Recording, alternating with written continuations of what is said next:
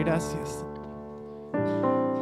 Gracias porque nos diste acceso a un lugar de privilegio que no merecíamos.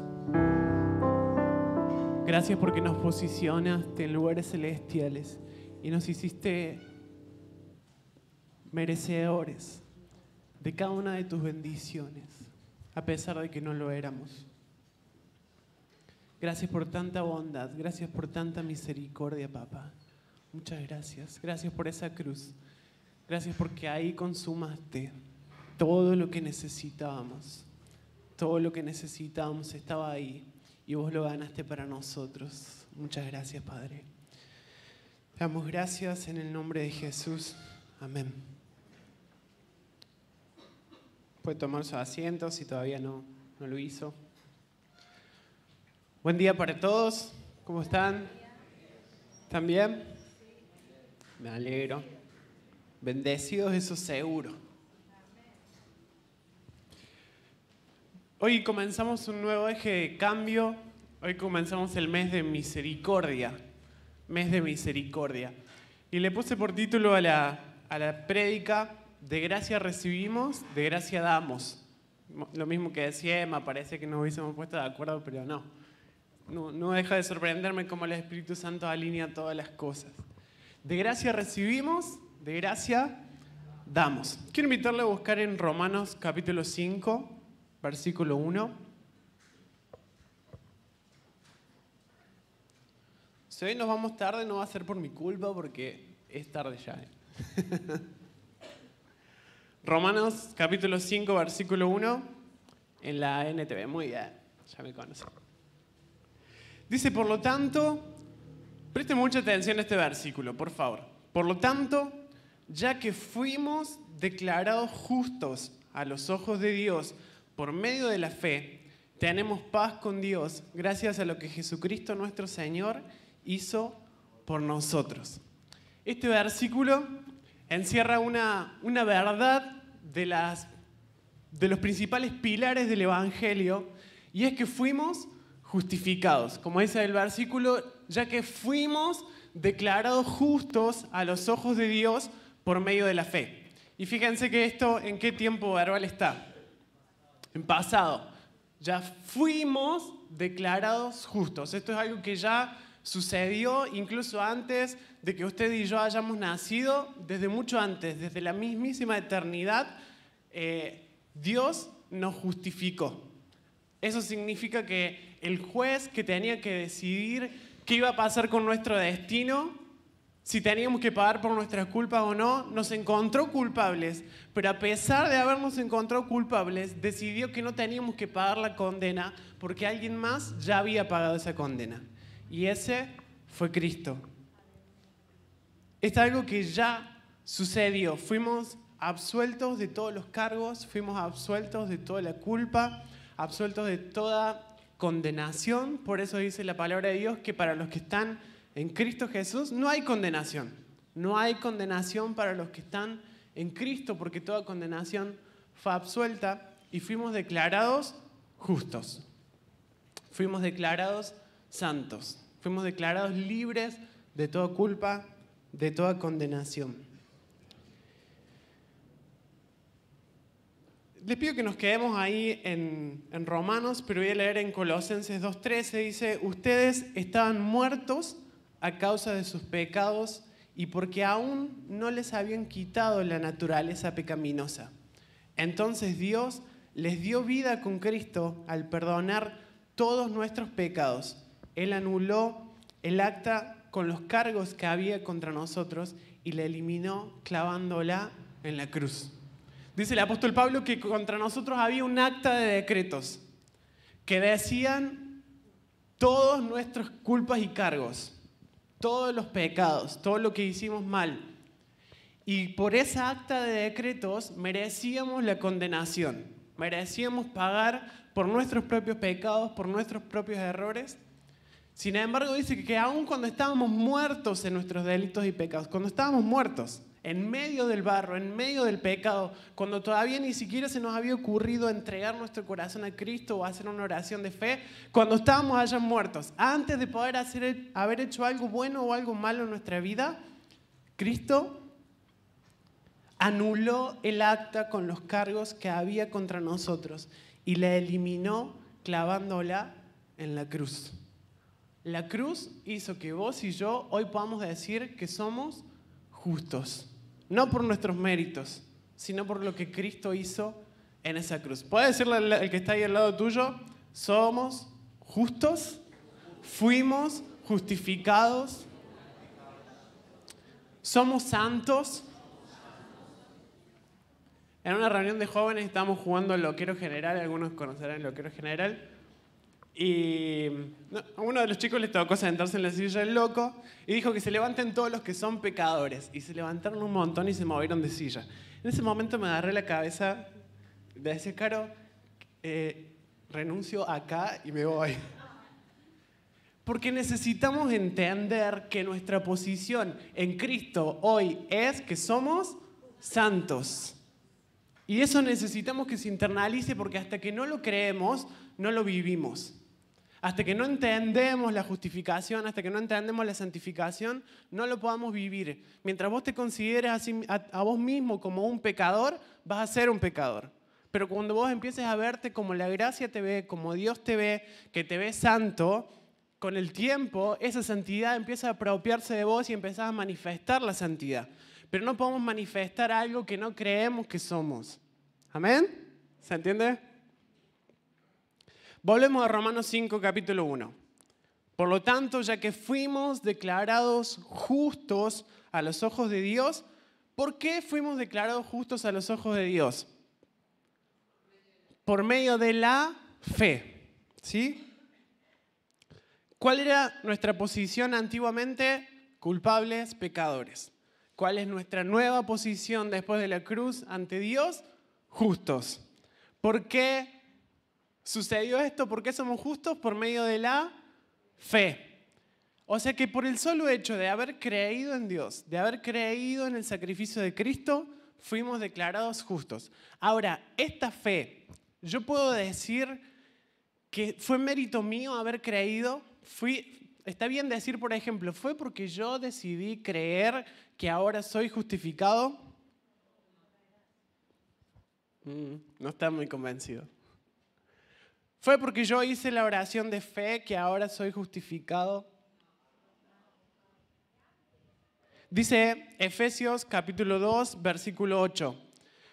Porque por gracia sois salvos. Este lo voy a leer en la Reina Valera porque está bien traducido. Uno de los pocos que está bien traducido en la Reina Valera. Porque por gracia sois salvos por medio de la fe, y esto no de vosotros. O sea, esto no tiene nada que ver con vos o conmigo. La fe que tuviste no es tuya en realidad. Y esto no de vosotros, pues es don de Dios, no por obras, para que nadie se gloríe.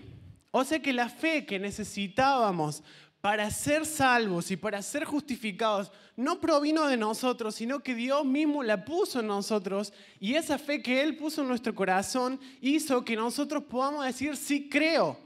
Si Él no ponía esa fe en nosotros, no éramos ni siquiera capaces de creer.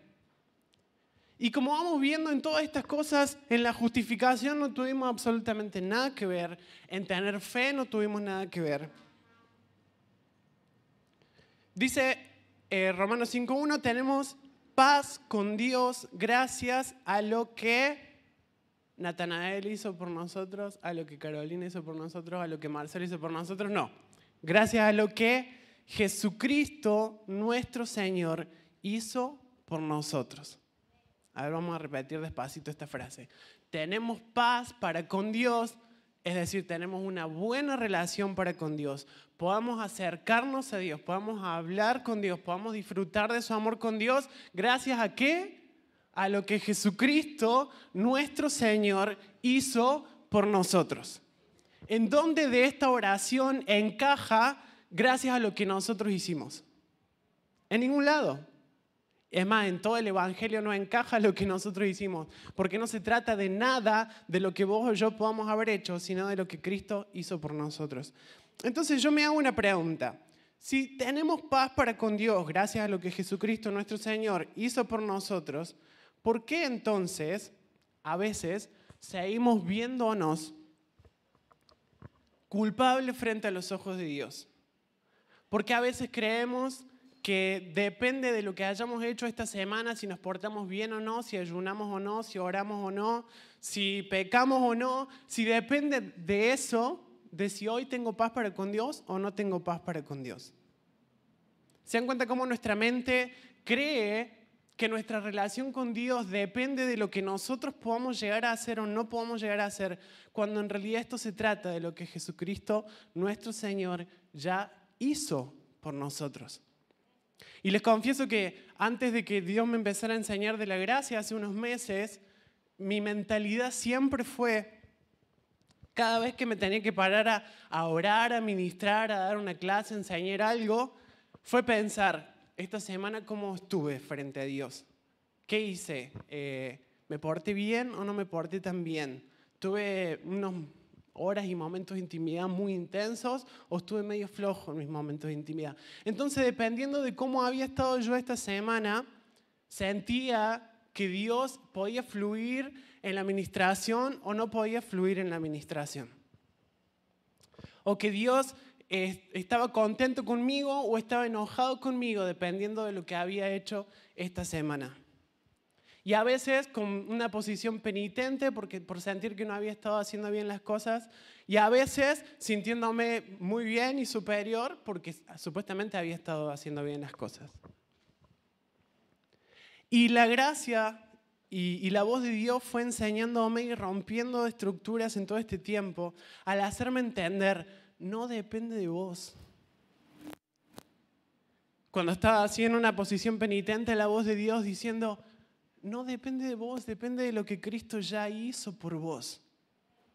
No depende de tus buenas o malas acciones, porque eso haría que vos te gloríes y que dijeras, wow, Dios me usó porque entonces hice bien las cosas esta semana. Y ahí me estaría quedando con gloria que no me pertenece. No depende de vos la relación que tengamos con Dios. Tampoco depende de mí. Romanos 3:27 dice, ¿podemos entonces jactarnos de haber hecho algo para que Dios nos acepte?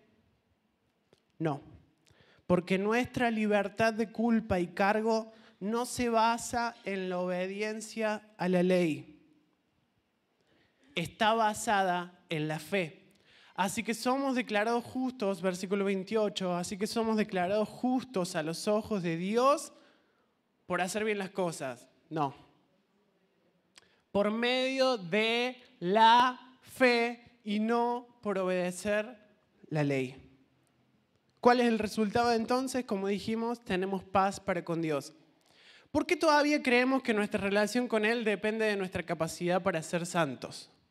Primera pregunta. Segundo, ¿por qué hay culpa y vergüenza frente a Dios? Tercero, ¿por qué lo imaginamos enojado cuando no somos capaces de actuar en sus parámetros? Hay algo que necesitamos entender y es que Dios cuando nos ve a nosotros, ve a Cristo. Entonces Dios cuando nos ve a nosotros, nos ve perfectos. No hay otra forma en la que Dios pueda relacionarse con nosotros, si no es a través del Cristo que vive en nosotros.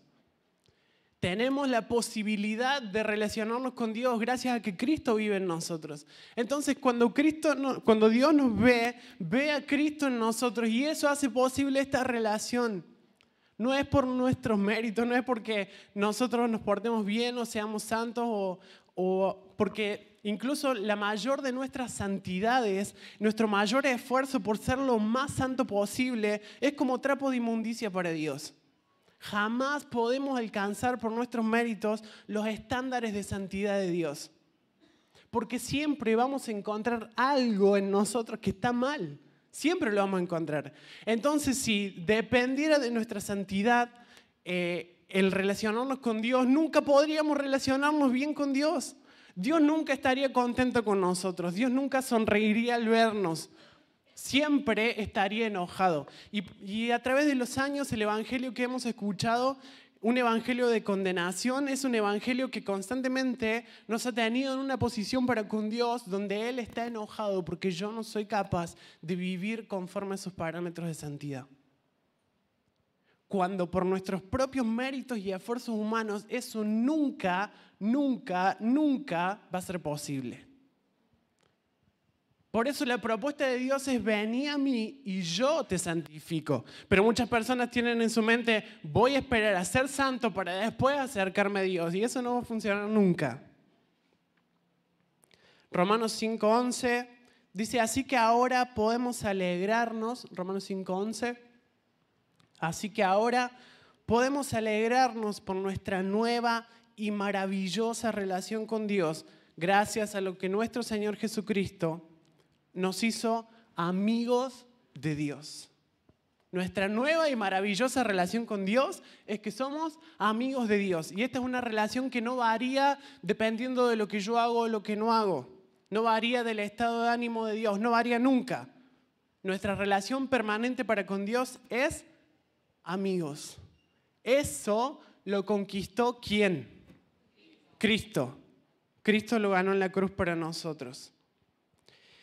Y esta gracia que estamos viendo no estuvo solamente presente en la salvación, como todo esto que estamos viendo que pertenece a la salvación, porque a veces nos quedamos con que la gracia es algo que pertenece a la salvación y una vez que ya somos salvos, listo, la gracia no opera más. Es como que su trabajo llega hasta ahí.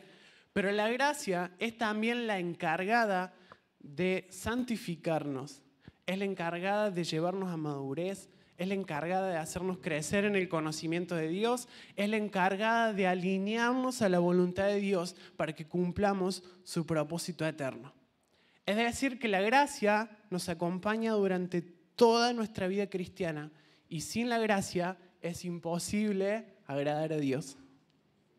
Sin la gracia es imposible cumplir el propósito eterno de Dios. Sin la gracia es imposible ser santos. Sin la gracia es imposible hacer todo, porque todo lo hace la gracia en nosotros.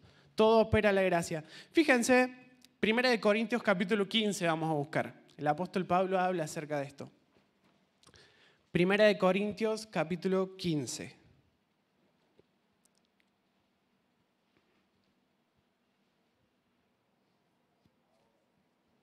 Versículo 9.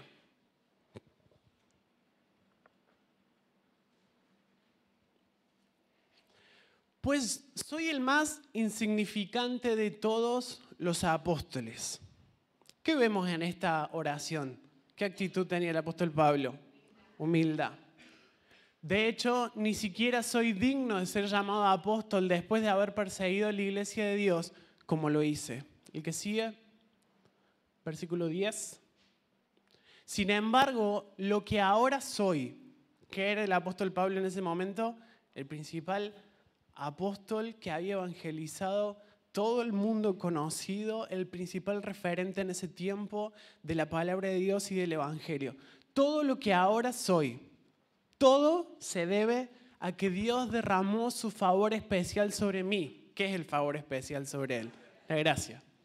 Y no sin resultados, pues he trabajado mucho más que cualquiera de los otros apóstoles, pero no fui yo, sino Dios quien obraba a través de mí por su gracia.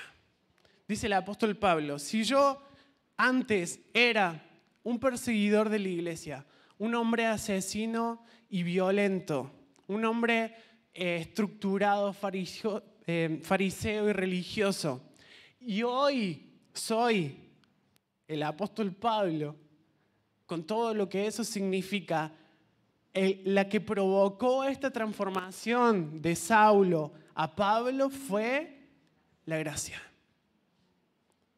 El reconocer la gracia nos mantiene en una posición de humildad constante. El apóstol Pablo no lo estaba diciendo para quedar bien. Yo soy el más pequeño de los apóstoles, como si fuera una falsa humildad. Lo estaba diciendo porque realmente tenía conciencia de eso. Pero el que hizo todo no fui yo, sino que fue la gracia operando en mí. ¿Cuántos de los que estamos acá podemos decir lo mismo que el apóstol Pablo? lo que hoy soy, sea lo que vos seas, sea lo que hayas logrado en la vida, sea lo que hayas alcanzado, la posición que tengas dentro de la congregación, la posición que tengas dentro del cuerpo de Cristo, ¿cuántos de corazón podamos decir todo lo que hoy soy? Fue porque Dios derramó su favor especial sobre mí, no por méritos míos. Si he logrado dejar pecados, si he logrado dejar vicios, si he logrado cambiar mi vida, si he logrado ordenarme frente a Dios, si he logrado servir, si hoy estoy acá y no estoy en el mundo, es porque Dios derramó su gracia especial sobre mí. Y yo no tengo nada que ver con esto. Esa es la verdad. Y esa es nuestra realidad. Pensaba ayer en una historia para ilustrar esto. Vamos a imaginar que un joven está mendigando y está viviendo en la más extrema miseria. Use su imaginación, por favor. Un joven que está en la más extrema miseria, viviendo en la calle, con la ropa andrajosa, con olor, sin tener para comer, sucio, solo. Está en ese estado a causa de sus propios pecados y sus malas decisiones. Busca comida en los basureros, toma agua en las fuentes. Una noche, estando drogado y borracho, tirado en una plaza junto con otros mendigos, aparece un hombre pulcro, vestido con un traje blanco que huele a un perfume costoso, con zapatos blancos y un aspecto impecable. O sea, el principal contraste. Un mendigo tirado todo sucio, con olor, una persona impecable, vestida de blanco, con traje, con perfume. Le da la mano, lo abraza, lo sube a su limusina y lo lleva a su casa. Lo limpia, le da ropa nueva, igual que la suya, le pone de su perfume, arregla su pelo y lo adopta como un miembro más de su familia. Lo ayuda a superar sus adicciones, se sienta en la mesa a comer con sus demás hijos, come de los mejores manjares y va a los mejores colegios. Su nuevo padre lo incluye en el testamento como heredero de toda su fortuna. Todo esto sucede. Este hombre le cambia la vida a este joven. Le cambia rotundamente la vida. Y cambiándole rotundamente la vida, cambia también su mentalidad. Un día, este joven yendo para su colegio en la limusina con un chofer, pasa por el frente de la plaza donde él solía dormir en su antigua vida. Y cuando pasa, ve por la ventanilla a los demás mendigos que solían convivir con él y están sucios, están drogados, están borrachos, están con mal olor. Y él los ve desde la ventanilla estando sentado en la limusina. ¿Cuál sería la actitud de este joven al ver esa realidad? Y saben que acá en esta historia tenemos dos posibilidades. Una, el joven los ve y se siente superior a ellos y los juzga y dice, esta gente mira sigue estando en la misma condición, yo ya cambié, yo soy una persona nueva, soy una persona diferente. O puede tomar la actitud de compadecerse y de que su corazón se estremezca dentro suyo y sienta la necesidad, primero, de agradecer al Padre por haberlo sacado de esa vida y segundo, de hacer algo para que esas personas salgan de esa situación donde están. ¿Y sabes de qué va a depender cuál es la actitud que tome este joven? Del entendimiento que tenga de lo que pasó. Si el joven entiende que él hizo algo para merecer estar en la posición en donde está, entonces su actitud va a ser, pobre esta gente, mira dónde está.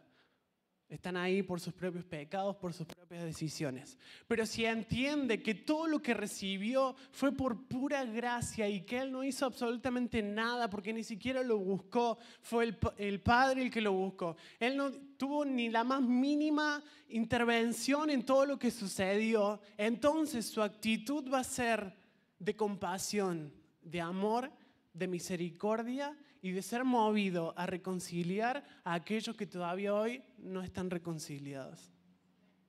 Y quiero preguntarte, porque esto a mí me hizo pensar tanto, ¿cuál está siendo nuestra actitud frente a las personas que no han logrado estar en la posición que la gracia nos ha puesto a nosotros hoy? Si tenemos una mirada de juicio y de condenación, o si tenemos una mirada de misericordia y de amor hacia las personas que están viviendo en pecado, en oscuridad.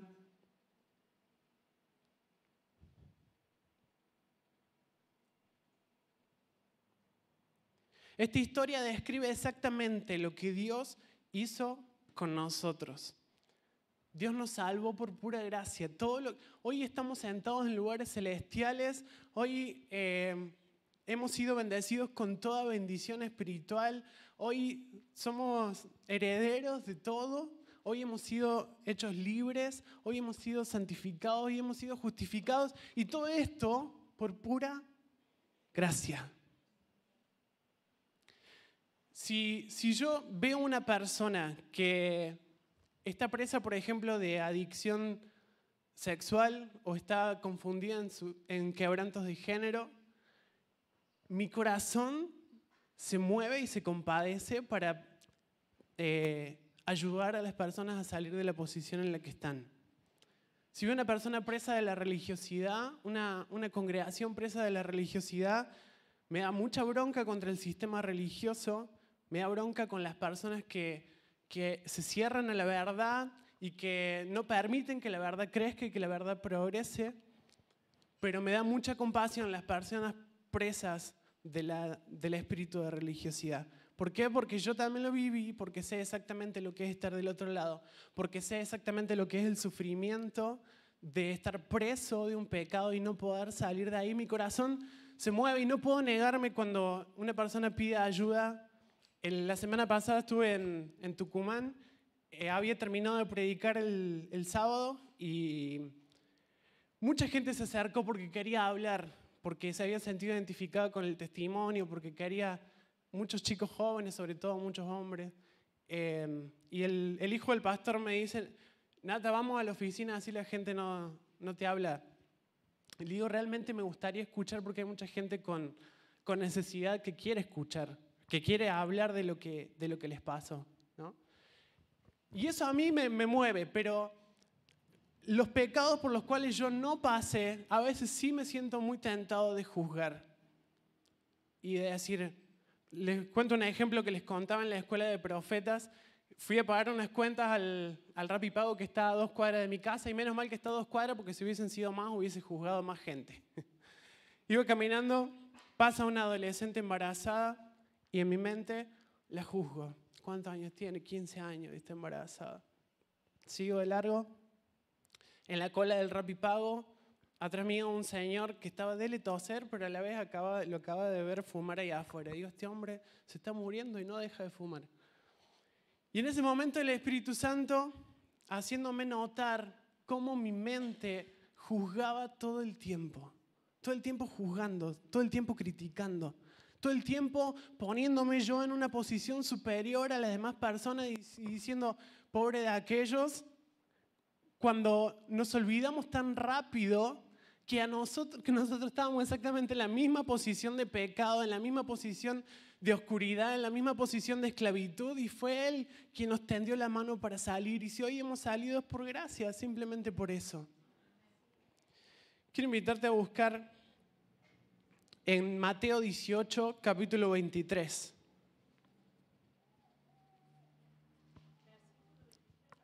Capítulo 18, versículo 23. Cuando comenzamos a vivir una vida cristiana, vamos siendo transformados, pero este cambio tiene que llevarnos a humildad, nunca al orgullo. Porque el que ha entendido la gracia, ha entendido la redención, ha entendido la obra de la cruz, se da cuenta de que nada de esto tiene que ver con nosotros.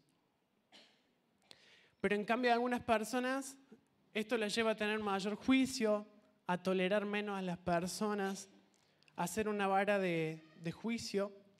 Y esto no tiene nada que ver con el Evangelio en realidad. el Evangelio es pura gracia y misericordia. ¿Encontró Mateo 18:23? Por lo tanto, el reino del cielo se puede comparar a un rey. Antes de empezar a leer, para poner un poco en contexto, Pedro le había preguntado a Jesús, ¿hasta cuánto tengo que perdonar a una persona? ¿Cuántas veces tengo que perdonar a alguien? Entonces Jesús ilustra con esta historia. Se puede comparar a un rey que decidió poner al día las cuentas con los siervos que le habían pedido prestado dinero. En el proceso le trajeron a uno de sus deudores que le debía millones de monedas de plata. Con esto nos podemos sentir identificados todos los que estamos acá. Le debíamos a Dios millones. 25. No podía pagar, así que su amo ordenó que lo vendieran junto con su esposa, sus hijos y todo lo que poseía para pagar la deuda. El hombre cayó de rodillas ante su amo y le suplicó, por favor, tenme paciencia, te lo pagaré todo. Esto me hizo acordar a tantas oraciones mías frente a Dios, de decir, Señor, perdón, perdón, te pido perdón, te prometo que no lo voy a hacer más. Señor, por favor, tenme paciencia y te lo pagaré todo. Entonces el amo sintió mucha lástima por él y lo liberó y le perdonó la deuda. Pero cuando el hombre salió de la presencia del rey, fue a buscar a un compañero, también siervo, que le debía unos pocos miles de monedas de plata. Lo tomó del cuello y le exigió que le pagara de inmediato. Me llama la atención esta historia. Acaba de ser perdonado, sale y ahí nomás se olvida de la gracia y de la misericordia que el rey había tenido con él y exige que el que le debe a él le pague. Pensaba cuán rápido nos olvidamos de la realidad de la gracia, cuán rápido nos olvidamos de cuán misericordioso ha sido Dios con nosotros. Y apenas alguien hace algo para que nos ofende a nosotros, alguien habla mal de mí, alguien me debe plata, alguien hace algo que va contra mí, ahí nomás no sale la justicia propia, es decir, yo quiero que Él pague por lo que me hizo. Tan rápido nos olvidamos de la misericordia. 29. El compañero cayó de rodillas ante él y le rogó que le diera un poco más de tiempo. Ten paciencia conmigo, yo te pagaré, le suplicó. Ten paciencia conmigo. ¿Cuánta paciencia nos ha tenido Dios a vos y a mí? ¿Alguien me puede decir? ¿Cuánta paciencia ha tenido Dios con usted y conmigo? Entonces, ¿de qué nos quejamos de que tenemos que tener paciencia con otras personas? Esta persona no la banco más, no lo soporto más, ya me tiene podrido, me tiene cansado, siempre me hace lo mismo, ¿hasta cuándo voy a tener que aguantar lo que me hace, lo que me dice? Imagínate si Dios tuviera esa actitud para con nosotros, estaríamos fritos. 31. Cuando algunos de los otros siervos vieron esto, se disgustaron mucho, fueron ante el rey y le contaron todo lo que había sucedido. Entonces el rey llamó al hombre al que había perdonado y le dijo, siervo malo, te perdoné esa tremenda deuda porque me lo rogaste. ¿No deberías haber tenido compasión de tu compañero así como yo tuve compasión de ti? Esta es la pregunta que Dios nos hace a nosotros. ¿No debías tener compasión de tu compañero? ¿No debías tener compasión de esa persona que te lastimó? ¿No debías tener compasión de la persona que es insoportable? ¿No deberías haber tenido compasión como yo la tuve con vos? Lo bueno de esto es que siempre nuestra deuda para con Dios es mucho mayor que la deuda que otra persona pueda tener para conmigo. Siempre es mucho mayor nuestra deuda para con Dios. Entonces el rey enojado envió al hombre a la prisión para que lo torturaran hasta que pagara toda la deuda. Eso es lo que les hará mi Padre Celestial a ustedes si se niegan a perdonar de corazón a sus hermanos. Dios nos pide que expresemos a otro la gracia y la misericordia que Él ha expresado primeramente para con nosotros. No nos pide nada que primeramente Él no haya hecho. Nos pide que simplemente manifestemos, expresemos lo que primero Él ya hizo por nosotros. Cuando olvidamos cuánta misericordia ha tenido Dios de nosotros, nos creemos con el derecho de juzgar a las demás personas por sus errores. ¿Te ha pasado de juzgar a otras personas? Eso es porque no entendimos y no recordamos, nos hemos olvidado cuánta misericordia ha tenido Dios con nosotros. Los catalogamos en base a sus pecados y solo podamos ver de ellos lo malo. Los catalogamos como, mira, el homosexual. Ay, el homosexual ese. El travesti. Ay, este travesti no lo quiero ni ver. Sácamelo de la tele. La adúltera. Uy, la vecina de acá del lado, no sabes, cuando se va el marido viene otro. Es una fácil, mira esta. Y empezamos a ponerle rótulos a la gente conforme a su pecado. Este ladrón, ¿qué haces juntándote con este ladrón? ¿Cómo dejas que ese homosexual te toque la cabeza? ¿Cómo vas a entrar a la casa de esa persona que sabes bien que es prostituta? Y empezamos a ponerle carteles gigantes a la gente. Entonces, cuando nosotros las vemos a la persona, vemos solamente el cartel de la persona y juzgamos. Nos ponemos nosotros en una plataforma de superioridad religiosa porque yo no soy como ese pecador.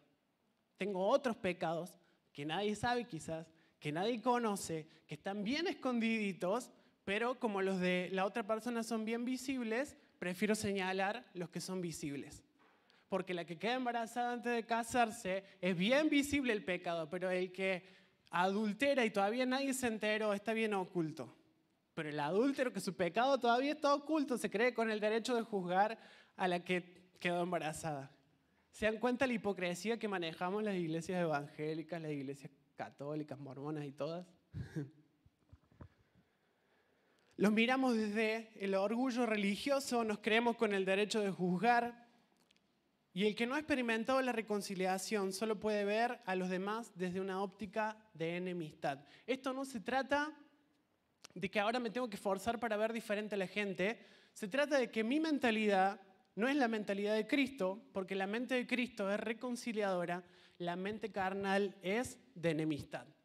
La mente carnal lo único que sabe es ver a las demás personas en base a enemistad, en base a celos, en base a envidia, en base a murmuraciones, en base a juzgar. Todo eso corresponde a un tipo de mentalidad que Dios necesita renovar, que es la mentalidad de la carne. Vamos a Lucas 18, versículo 9.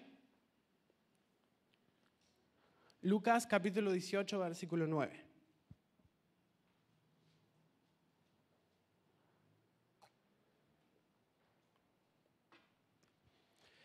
Luego Jesús contó la siguiente historia a algunos que tenían mucha confianza en su propia rectitud y despreciaban a los demás. ¿Qué es mucha confianza en su propia rectitud? Que se creían que estaban bien ellos delante de Dios.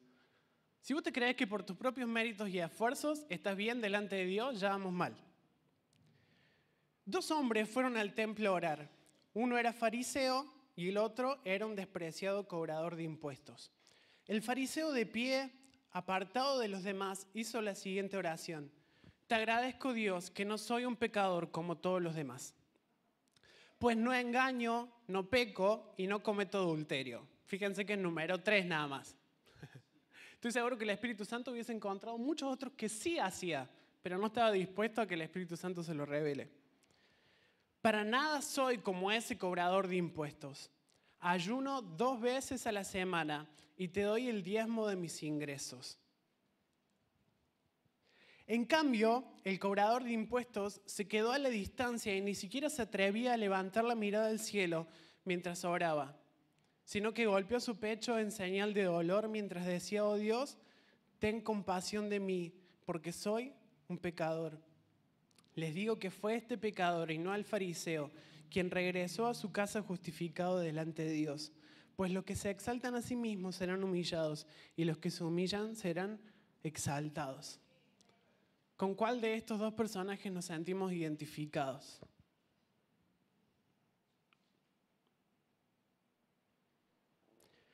La cruz nos devolvió a una atmósfera de justicia de la cual en realidad nunca deberíamos haber salido. Y esta atmósfera de justicia consiste en gracia y en misericordia. La cruz hizo lo que nosotros no podíamos hacer y nos sumergió en una atmósfera, un lugar en el que habitamos. Cuando estamos en una atmósfera de enemistad, vemos y pensamos conforme a la enemistad. Pero cuando estamos en una atmósfera de justicia, es decir, cuando hemos entendido la gracia y la misericordia de Dios para con nosotros, no nos sale a hacer otra cosa más que amar. Pero cuando estamos en enemistad, no nos sale a hacer otra cosa más que peleas, disensiones, celos, enemistades, pleitos. Esto habla Pablo a los Corintios, 1 Corintios capítulo 3, versículo 3. La iglesia de Corintio, por su inmadurez, todavía seguía teniendo muchos problemas de enemistades entre los miembros. Entonces el apóstol Pablo no se paró a decirle, chicos, por favor, no se peleen más, ya son grandes, háganse amigos, a ver, abrácense acá los que se están peleando. No. Porque el apóstol Pablo sabía que el problema de fondo acá era la mentalidad, que su mentalidad no había sido renovada, que su naturaleza, la naturaleza que estaba gobernando en su interior, seguía siendo la de la carne, porque las enemistades es una obra de la... De vuelta, a ver, las enemistades son una obra de la... Así que si usted o yo tenemos enemistad con alguna persona, significa que nuestra naturaleza es la de la... Me encanta cuando dejamos así tan clarito las cosas. 1 Corintios 3:3. Porque todavía están bajo el control de su naturaleza pecaminosa. Tienen celos unos de otros y se pelean entre sí. ¿Acaso eso no demuestra que los controla su naturaleza pecaminosa? ¿No viven como la gente del mundo? Si estamos en la congregación, pero todavía tenemos peleas con alguna persona, hay enojos, hay celos, hay disensiones, hay murmuraciones, significa que nosotros sigue operando la naturaleza pecaminosa y que somos igual que la gente del mundo. Si algo nos diferencia es la naturaleza que nos gobierna, no el hecho de venir a una iglesia o no venir a una iglesia. Si yo vengo a una iglesia, pero en mí sigue operando una mente y una naturaleza pecaminosa y carnal, no hay absolutamente nada diferente con las personas que nunca entraron a una iglesia. Entonces, si yo me tengo que asegurar de algo, es no de asistir a una iglesia, sino de que mi naturaleza haya sido transformada y haya sido cambiada. Una persona que ha entendido el Evangelio, no está previsto que tenga peleas, que tenga discusiones y que tenga enojos. Yo sé que esto suena muy utópico y tampoco me paro acá desde una posición de decir yo ya lo he ganado, yo ya lo he conquistado. Pero el que entiende la gracia en forma completa y plena, no se prevé que tenga pleitos. Eso también le dice a los Corintios en el capítulo 6, versículo 7, 6-7.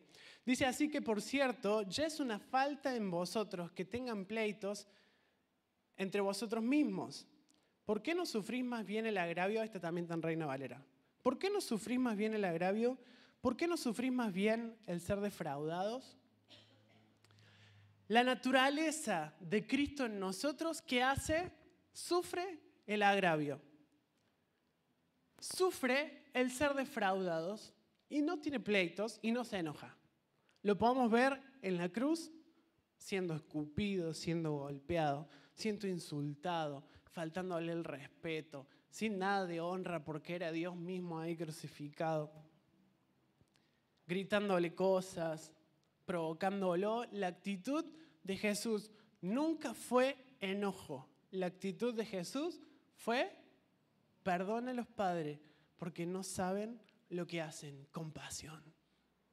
Compasión. ¿A cuántos nos sale por naturaleza frente a una injusticia el de decir perdona a los padres porque no saben lo que hacen? A mí no me sale.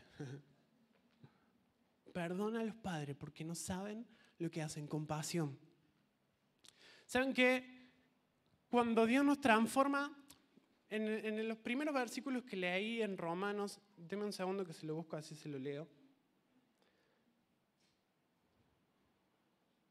Colosenses 2:13 decía, ustedes estaban muertos a causa de sus pecados porque aún no les habían quitado la naturaleza pecaminosa. Estaban muertos en pecados, ¿por qué? Porque aún no les habían quitado la naturaleza pecaminosa. Dios sabe que mientras tengamos la naturaleza pecaminosa viviendo en nosotros, lo normal y natural va a ser que pequemos. Mientras nos gobierna una naturaleza, Dios ya sabe que vamos a pecar. Porque esto es una cuestión de naturaleza. Tan simple como que si cortas el pasto este mes, el mes que viene vuelve a crecer. Tan simple como que si te cortas las uñas este mes, el mes que viene vuelve a crecer. Tan simple como que si te depilas este mes, el mes que viene vuelve a crecer, porque es una cuestión de naturaleza. Tan simple como que tenés la naturaleza pecaminosa. Por más que le pida perdón a Dios hoy y le prometas que no vas a pecar el mes que viene lo vas a volver a hacer, porque es una cuestión de naturaleza. Entonces Dios nos tuvo tanta paciencia porque veía que en nosotros estaba todavía la naturaleza pecaminosa y sabía que hasta que no haya un cambio de naturaleza íbamos a seguir pecando. Por más que nosotros le prometíamos que no lo íbamos a volver a hacer más, me arrepiento, Señor, te prometo que no lo voy a hacer más, volvíamos a hacerlo porque teníamos una naturaleza que nos gobernaba. Esto, desde la óptica de Dios, le hace tener paciencia. Y desde nuestra óptica debería provocar lo mismo. Cuando tenemos gente alrededor que todavía están siendo dominadas por la naturaleza pecaminosa, debemos entender que lo que van a hacer es dañarnos, lo que van a hacer es criticarnos, lo que van a hacer es murmurar, lo que van a hacer es pagarte con una mala moneda, no sé cómo es el dicho. Mal por mal, claro. O bien por mal, en realidad. Mal por bien, uy, le tengo. Bueno, usted me entendió lo que quería decir. Y eso nos tiene que hacer tener paciencia. Si yo creo que he alcanzado madurez en Dios, tengo que tener paciencia con los que todavía no han alcanzado cierta madurez. Como otras personas la tuvieron conmigo y como Dios tuvo conmigo también paciencia. ¿Cuánta paciencia nos ha tenido Dios? Nos preguntamos. ¿Y por qué la tuvo? Porque entiende cómo funciona nuestra naturaleza. Quiero invitarle a Jere. ¿Estaba tocando el teclado Jere? Sí. Si me puede acompañar.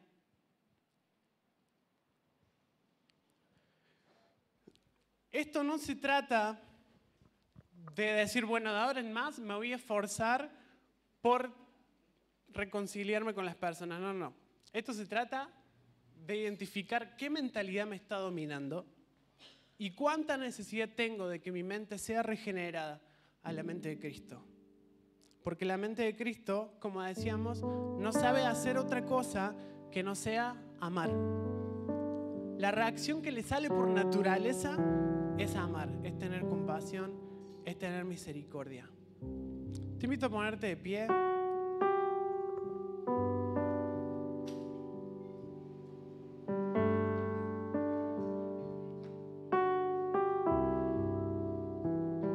Cierra tus ojos, por favor, no te distraigas, no converses con nadie.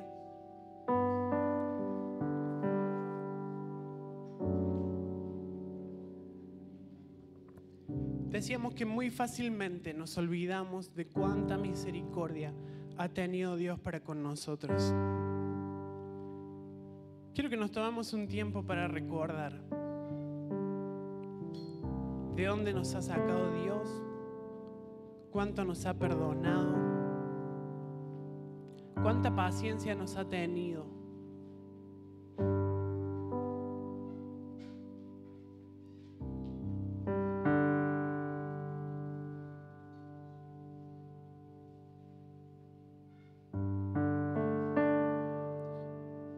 Y que podamos vernos con los ojos de la gracia para ver en la posición en la que ésta nos ha puesto. Éramos pecadores y nos hizo santos. Éramos despreciados y menospreciados, lo vil de este mundo, pero Él nos hizo aceptos en el amado. Éramos esclavos, pero Él nos trajo a una libertad gloriosa. Estamos en enemistad para con Dios, pero la cruz nos hizo amigos de Dios. Estábamos perdidos, pero Él nos salvó.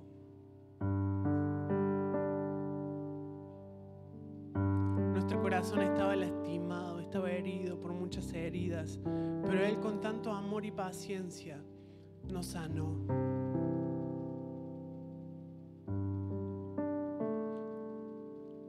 éramos presos del pecado, pero Él quitó el yugo del pecado y nos hizo libres. Estábamos destinados a perdición, pero Él nos dio una herencia incorruptible. Estábamos maldecidos, pero Él nos bendijo con toda bendición espiritual.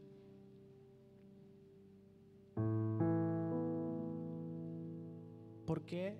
¿Lo merecíamos? No, por supuesto que no. Por pura gracia. En la historia que les contaba, había otros vagabundos también ahí durmiendo en la plaza. Pero el Padre lo escogió a Él. Había muchas personas que se pierden y todavía hoy las hay. Pero el Padre nos escogió a vos y a mí para participar de esta gloriosa herencia. Estábamos solos, no teníamos familia, pero Él nos unió a su familia, nos hizo miembros de su familia y le dio gran gusto hacerlo. No teníamos padre y Él se convirtió en nuestro Padre.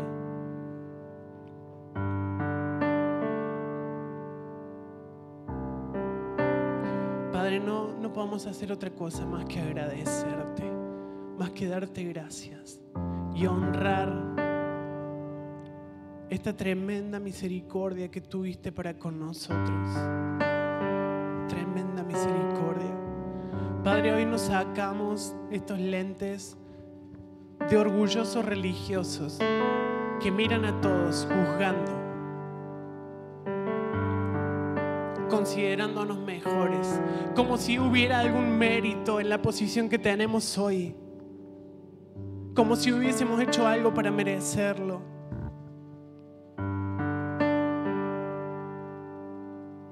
Hoy, reconociendo tu gracia, podemos decir, como el apóstol Pablo, todo lo que he hecho, todo lo que he alcanzado, no fui yo, en realidad fue tu gracia viviendo en mí la que lo provocó.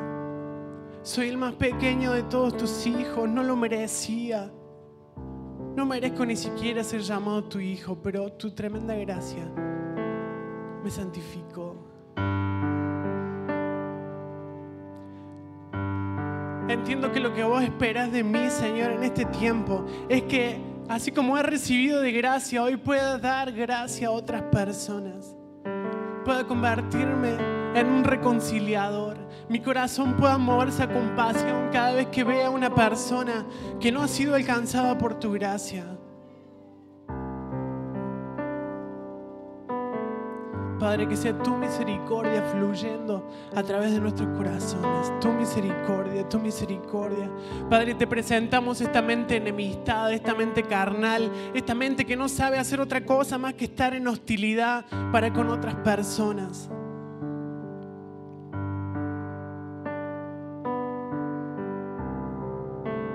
Efesios 2:14, porque Él es nuestra paz, que de ambos pueblos hizo uno, derribando la pared intermedia de separación. Cristo derribó toda pared intermedia de separación, aboliendo en su carne las enemistades, aboliendo en su propia carne las enemistades, la ley de los mandamientos expresados. Cristo en la cruz, una de las tantas cosas que hizo fue abolir en su propia carne, sufrir en su propia carne, para que sea quitada y sea eliminada toda enemistad y toda hostilidad. Muchas veces se nos ha predicado que debemos perdonar para sentirnos bien nosotros, porque es un bien para nosotros, perdonar porque así hacemos que la bendición de Dios caiga sobre nosotros, pero la verdadera razón por la que alguien que tiene una mente reconciliada perdona es porque entiende que en la cruz Cristo en su propia carne, sufrió el dolor para que toda enemistad sea ahí reconciliada y para que toda hostilidad sea eliminada. Si te encontrás en esta mañana acá en tu mente todavía con hostilidad, con enemistad, con peleas, con alguna persona, es tiempo de entregarle a Dios nuestra mente enemistada. y de dar a otros misericordia, así como el Padre nos la ha dado a nosotros.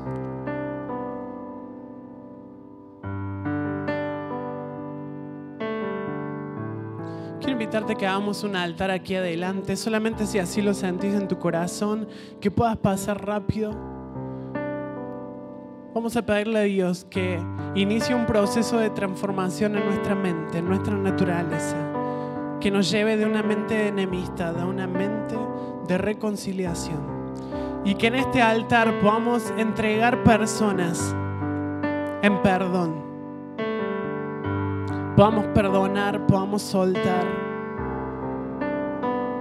podamos decidir amar, podamos cambiar nuestra mirada hacia una mirada de amor y una mirada de misericordia. Padre, perdón porque cada día de nuestra vida y a cada instante nuestra mente está constantemente juzgando. Y ahora empezamos a soltar misericordia, empezamos a soltar gracia hacia aquellas personas que constantemente hemos estado criticando en nuestra mente, Señor. Soltamos gracia hacia aquella vecina, aquel vecino. Soltamos gracia hacia nuestros compañeros de trabajo. Soltamos misericordia hacia nuestro jefe. Soltamos gracia y misericordia hacia los líderes de la iglesia, hacia los pastores, hacia mis compañeros de ministerio. Suelto gracia, suelto gracia, suelto gracia. Porque he sido un envase lleno de tanta gracia de tu parte que hoy tengo gracia para dar a otras personas.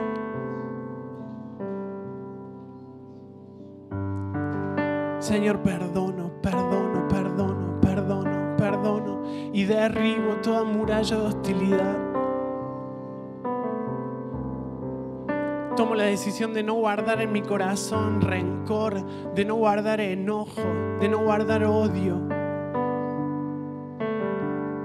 Gracias a tu vida en nosotros hoy podamos ver a las otras personas a través de la cruz.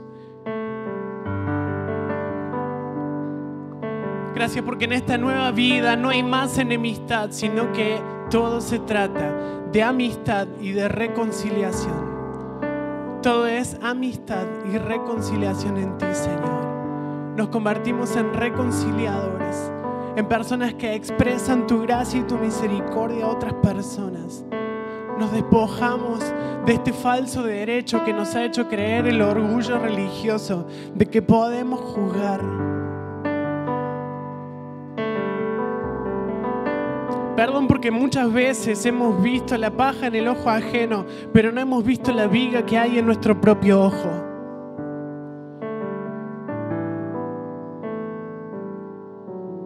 Hemos sido receptores de tanta bondad, tanta bondad, tanta bondad, tanta bondad, Señor.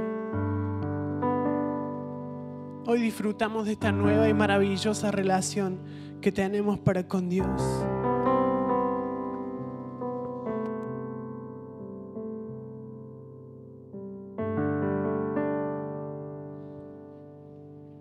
¿Sabes que es imposible ver a otros por medio de la gracia si primero no nos vemos a nosotros por medio de la gracia? Yo quiero invitarte a que puedas verte a vos mismo y dejes de verte tus errores, dejes de criticarte, dejes de ver todo lo que te falta, dejes de ver todo lo que haces mal, dejes de ver todas tus incapacidades y permitas que puedas verte por medio de los lentes de la gracia. Y sabes que la gracia te ve perfecto. Si vos te ves no digno de amor, la gracia te hace ver digno de amor.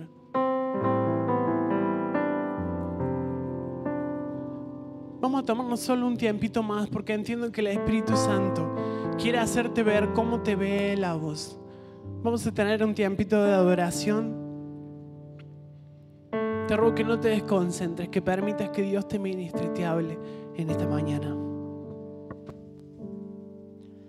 No sé lo que viste en mí para amarme tanto así, tanta paciencia, tanta misericordia me hiciste deseable para ti. Me elegiste antes que dijera sí. Tanta gracia yo no puedo resistir. Me llamaste por mi nombre, me compraste con tu sangre, me hiciste deseable para ti. Llévame, Señor, a tus cámaras de amor, donde me enamoro más de ti. Llévame, Señor, dentro de tu corazón.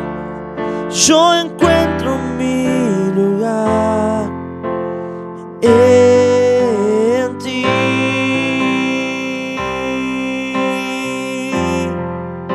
Yo encuentro mi lugar en ti.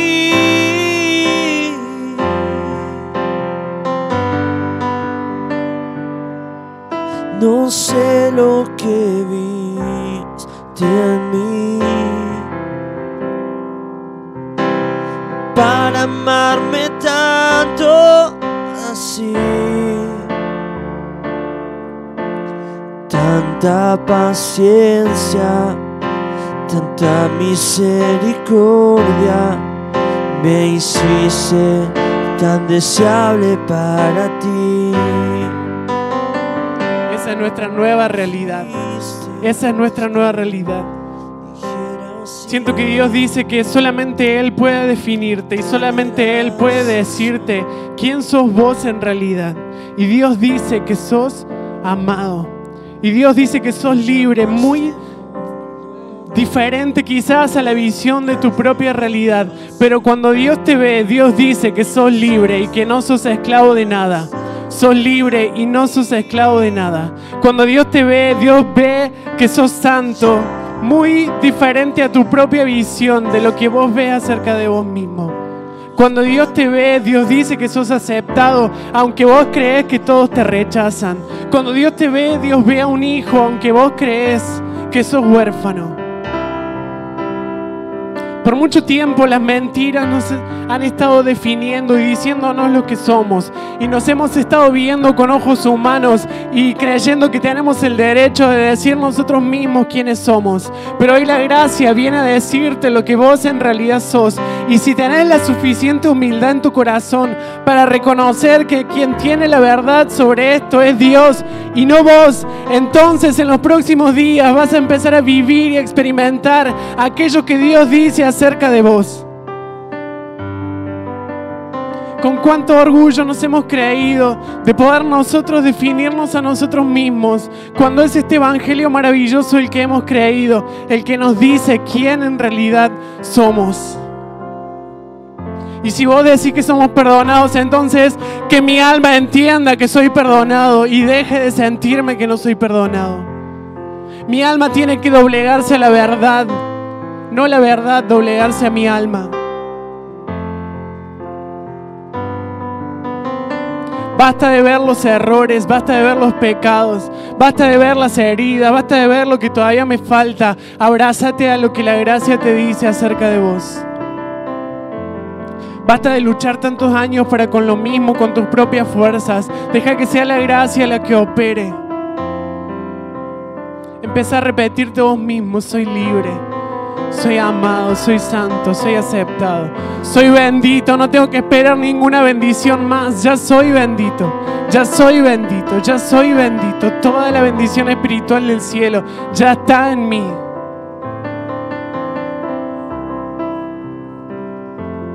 Ya está, ya está. Solo lo que creo puedo disfrutar.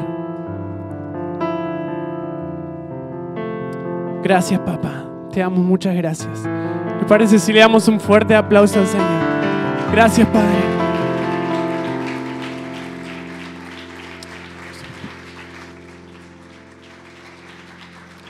Gloria a Dios. Dice la palabra del Señor que todos nuestros pecados son perdonados. Un momentito, no se vayan, no se distraigan, que quiero cerrar con algo. Dice que todos nuestros pecados son perdonados. Pero Jesús indicó que hay un pecado que no será perdonado.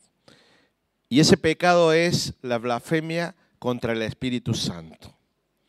¿Por qué? La blasfemia contra el Espíritu Santo es atribuir la obra del Espíritu Santo a cualquier cosa que no sea Cristo. La obra del Espíritu Santo sobre nosotros es la gracia misma, impartida desde Cristo. Por eso no va a ser perdonado aquel que atribuya la gracia a cualquier otra cosa que no sea Cristo mismo en nuestras vidas. Amén. Vayamos entendiendo, vayamos captando, vayamos abriendo nuestra mente en todo lo que representa Cristo en nuestras vidas. Amén. Gracias, Natanael, por esta palabra. Y antes de irnos, le vamos a cantar el cumpleaños Viviana. Le voy a invitar que pase, Viviana Monteros. A Caro también, Caro González. Waltercito, sí. Andrea, Nicola. Son 4 ya van 4. ¿Quién más? Andrea, Nicola.